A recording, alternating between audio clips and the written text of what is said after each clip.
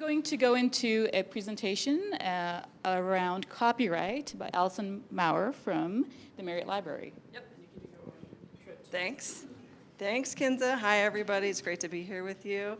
Kinza invited me to come and give the briefest presentation ever on copyright. So I packed a lot. This is just a quick snapshot. There is going to be a Q&A afterwards. So I hope we can address questions then. It's nice to see you all. So I am the head of scholarly communication and copyright here at Marriott Library, but I'm also the chair of the Copyright Education Committee for the Utah Library Association. It's a great committee. If any of you are active in ULA, please join the committee. We always need representatives from across the state and across the region, and we maintain a website, which I'm going to give you at the end of the slides. If you need resources, need assistance, that is a great page to look at, start from. Okay, so first up, let's just start with the basics, which I'm sure you already kind of know or are familiar with, that copyright is a type of intellectual property. There are other kinds like patents and trademarks and trade secrets, but copyright is one of those three. There's some things that copyright is not, which is privacy and publicity. It's its own little distinct area that's got its own distinct rules. These other IP areas also have their own distinct rules. Same goes for privacy and publicity. A lot of times these things get used interchangeably and they can get really confusing really fast. So just wanted to kind of point out some of those distinctions. For you all as digital librarians, you deal with all of the above, really. So I imagine you would come across these questions quite a bit. And you probably know the distinctions better than a lot of people, especially around privacy and publicity. Knowing those rules, I have no idea what those rules are. All I know is that states have their own privacy rules. There's not a lot of great federal rules other than FERPA and HIPAA.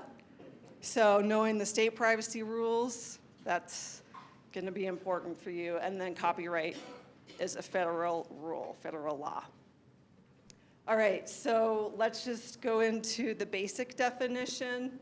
Copyright is a form of protection, and it basically protects types of people: artists, musicians, writers, authors, creators.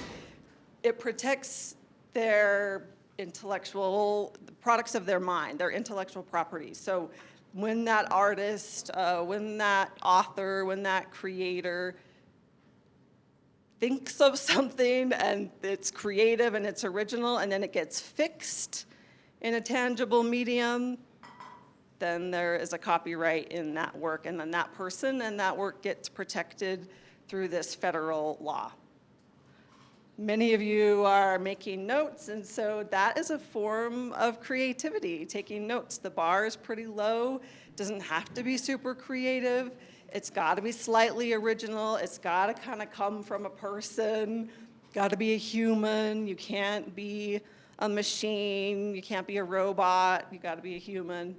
And it's got to be slightly original. So all the notes getting taken on paper, that's fixed in a tangible medium. All the notes getting taken on computers, same thing.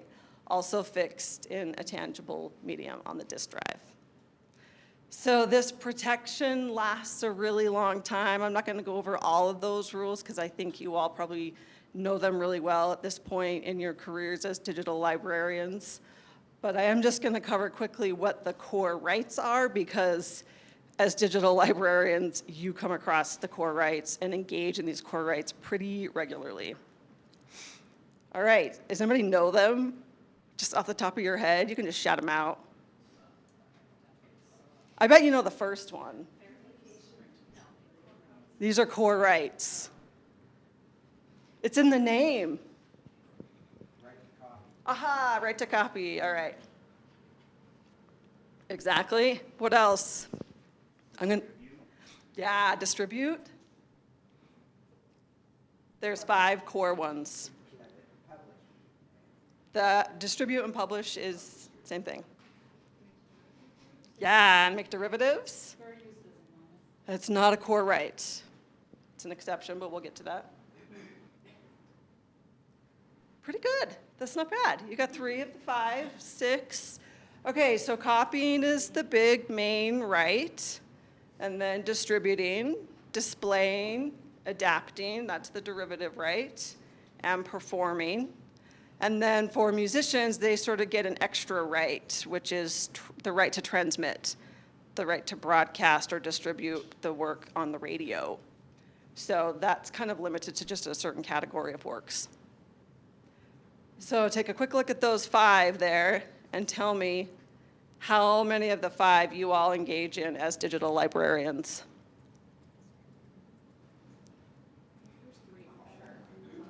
Okay. First 3, yeah, I mean, isn't it, like, explain to me a little bit what it takes to build a digital collection. What do you have to do? Okay, Nancy says you have to copy, right? Okay, and then what? Yeah, then you got to upload it somewhere, right? It goes to a web-based server, part of a network.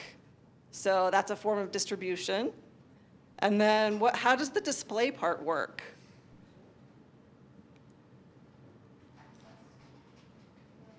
Yeah, I mean, you're displaying it on a website. The public can see it.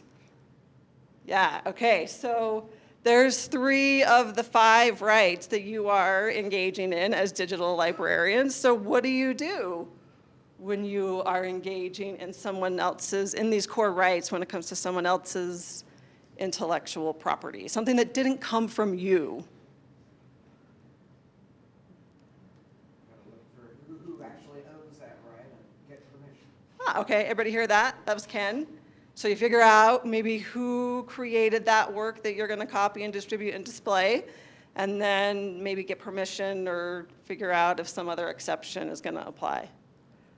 Excellent. Okay, so which exceptions do apply?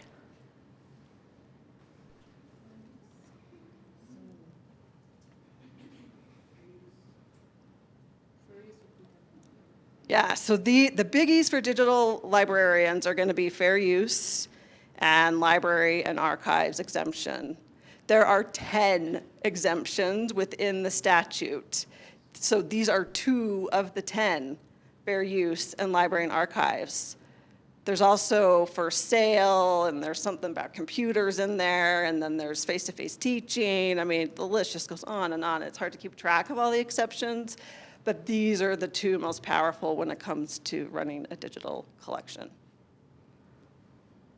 And these 2 exceptions really only apply to 2 of those core rights. So fair use applies to the right of copying and distributing, and then same goes for library and archives. And there's different rules for these different exceptions and when you can rely on them. And that's where it gets really, really tricky, because you can read the statute as much as you want, but if you work for an institution that interprets these exceptions in a particular way, then that's kind of the world that you're having to operate in. Like the University of Utah is its own institution. So whenever the Marriott Library wants to copy and distribute something, we can read the statute, but we have to follow what the U policy says about how much we can copy and distribute. Have you ever, sorry, No. questions right now. Have you seen legal battles where it's like the interpretation becomes the problem and Where the what becomes? The interpretation? Oh, of a policy? Yes, of a policy, like the Oh, yeah. interpretation, right? That's like the big thing that you probably get Yeah, asked so about. the big case around that, so Kinta was asking if there's been lawsuits, and the big case is the Georgia State case that involved an institution of higher learning. It wasn't like a digital collection per se, but the policy at Georgia State was to upload anything on their course reserve page. And so there were 3 big publishers that disagreed with that and then sued over the policy and then the action of running course reserves. So yeah, there are disagreements around policy and services, yeah. Okay, so these 2 exceptions just apply to copying and distributing. It's so powerful for digital librarians, but you get limited by the institutions that you work at. And then the 2 big exceptions for the right of display include face-to-face teaching and the first sale doctrine. So just maybe something to keep in mind, because I know a lot of teachers use your collection, so if you get questions from teachers about what they can use in your collection, it's just good to kind of know that these exist, so that then they can kind of know what they can do in the classroom and how they can use your collection. Okay, so you have to check with your institution's policy, because those exceptions have so many rules to them and they get applied in different ways, and there's a lot of disagreement in how they get applied. So check that policy first, and it will give you some guidance. If you don't have a policy at your institution, you can work with the ULA Copyright Education Committee, and we can help you craft a copyright policy, and then go through your institution's process to actually get it in place. It will make your life so much easier. Every time that copyright question comes up, you're just going to go straight to the policy. It's already going to be defined, and then headache will be gone.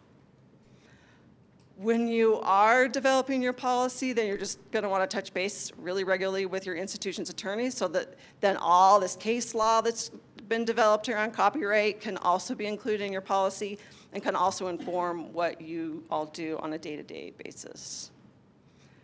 One thing that has been really helpful for us here at the Marriott Library is to develop copyright-based research workflows. So that example, the answer that Ken gave, like figuring out who created a work and when it was created and who maybe initially distributed it or published it, just like a basic workflow of like training people how to figure that stuff out, that went a long way for us, instead of just being like, we don't know who created this, let's just put it up and hope for the best. I mean, I think we sort of did that in the early days of the web, because it was like the Wild West for everybody, and so nobody really knew how we should be handling this.